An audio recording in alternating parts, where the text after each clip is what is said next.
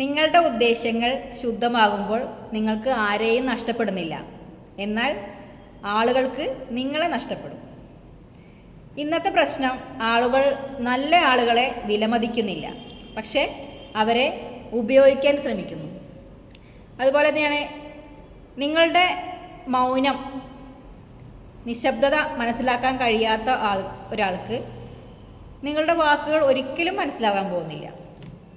അതുപോലെ തന്നെയാണ് തനിച്ചായിരിക്കാൻ ഭയമില്ലാത്ത ഒരാളുമായി ഒരിക്കലും കലഹത്തിന് പോകരുത്. ഓരോ തവണയും നിങ്ങൾ തോൽക്കുകയുള്ളൂ. നിങ്ങൾ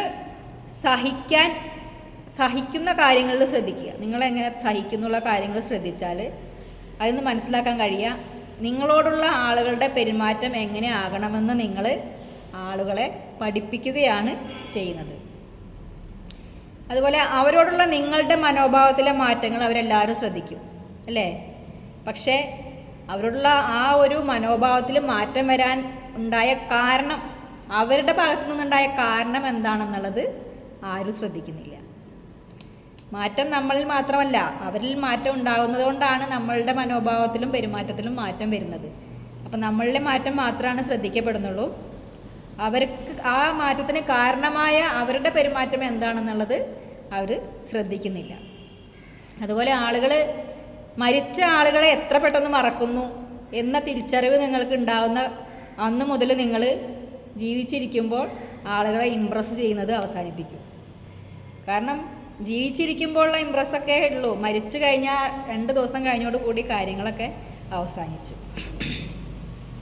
ഒരാളെ അയാളുടെ പ്രവൃത്തി കൊണ്ട് നമുക്ക് വിലയിരുത്താൻ കഴിയും, അയാൾ ആരാണെന്നുള്ളത്. അതുപോലെ തന്നെയാണ് അയാളുടെ വാക്കുകൾ, അയാൾ ആരാകുമെന്നുള്ളത് അയാളുടെ വാക്കുകളിൽ നിന്ന് നമുക്ക് മനസ്സിലാക്കാൻ കഴിയും. ഒരു കാരണവുമില്ലാതെ തന്നെ ചില ആളുകൾക്ക് നമ്മളെ ഇഷ്ടപ്പെടാൻ കഴിയില്ല. അവർക്ക് വേണ്ടി നമ്മൾ എന്ത് തന്നെ ചെയ്തിട്ടും കാര്യമില്ല, അവരൊരിക്കലും നമ്മളെ ഇഷ്ടപ്പെടാൻ പോകുന്നില്ല. അതൊരു വാസ്തവമാണ്, അതിനെ അംഗീകരിക്കുക. അതിലൊരിക്കലും സ്വയം കുറ്റബോധം തോന്നാണ്ടില്ല. അവർ നമ്മളെ ഇഷ്ടപ്പെടുന്നല്ലോ എന്ന് പറഞ്ഞാൽ അത് നമ്മുടെ കുറ്റം കൊണ്ടല്ല, അവർക്ക് നമ്മളെ ഇഷ്ടപ്പെടാതിരിക്കാൻ തക്കതായ അവരുടെ ഉള്ളിലുള്ള കാരണം കണ്ടാകും. അതൊരിക്കലും നമ്മളുടെ കുറ്റമല്ല, നമ്മളെ സ്വയം കുറ്റപ്പെടുത്താതെ ഇരിക്കുക. അതുപോലെ ചില സന്തോഷം ഉൾപ്പെടെയുള്ള മറ്റു പല കാര്യങ്ങളും നമുക്കിന്ന് പണം കൊടുത്ത് വാങ്ങാൻ കഴിയുന്നതാണ്. നമ്മുടെ സമൂഹം ഭൗതിക കാര്യങ്ങളിൽ കൂടുതൽ ശ്രദ്ധ കേന്ദ്രീകരിക്കാൻ തുടങ്ങിയിട്ടുണ്ട്. അതുപോലെ നിങ്ങൾ ചെയ്യുന്ന ഏത് കാര്യങ്ങളായിക്കോട്ടെ ആളുകൾ അതിനെ വിധിച്ചിരിക്കും, ഇല്ലേ? അത് അതിനേക്കാൾ നന്നായിട്ട്, കുറച്ചും കൂടെ നന്നായിട്ട് ചെയ്യാൻ കഴിയുമായിരുന്നു എന്നുള്ളതേ പറയുള്ളൂ. ഒരിക്കലും അത് നന്നായി എന്ന് പറയില്ല, കുറച്ചും കൂടെ ബെറ്ററായിട്ട് ചെയ്യാൻ പറ്റും.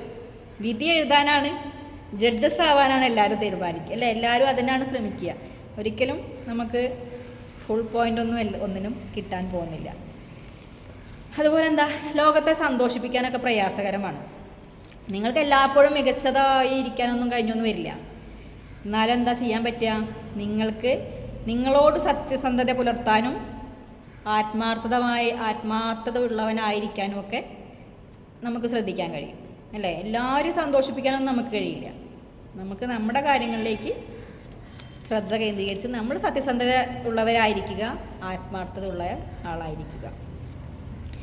ചിലപ്പോൾ നിങ്ങൾ വിശ്വസിക്കുന്ന ആളുകൾ നിങ്ങളെ വേദനിപ്പിക്കും, എന്നിട്ട് അവരൊരു തെറ്റും ചെയ്യാത്ത രീതിയിൽ നമ്മളോട് പെരുമാറുകയും ചെയ്യും, അല്ലേ? നമ്മളേറ്റവും കൂടുതൽ വിശ്വസിക്കുന്ന, അല്ലെങ്കിൽ നമ്മളേറ്റവും കൂടുതൽ സ്നേഹിക്കുന്ന ആളുകളൊക്കെ ആയിരിക്കും നമ്മളെ ഏറ്റവും കൂടുതൽ വേദനിപ്പിക്കുന്നുണ്ടാവുക. എന്നിട്ട് അവരൊരു തെറ്റും ചെയ്യാത്ത രീതിയിൽ നമ്മളോട് പെരുമാറുകയും ചെയ്യും.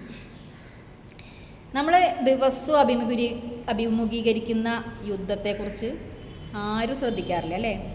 യുദ്ധം എന്ന് പറഞ്ഞാൽ നമ്മുടെ ജീവിത സാഹചര്യം, അല്ലെങ്കിൽ നമ്മൾ മാനസികമായും ശാരീരികമായും നേരിടുന്ന വെല്ലുവിളികളെക്കുറിച്ച് ആരും ശ്രദ്ധിക്കാറില്ല.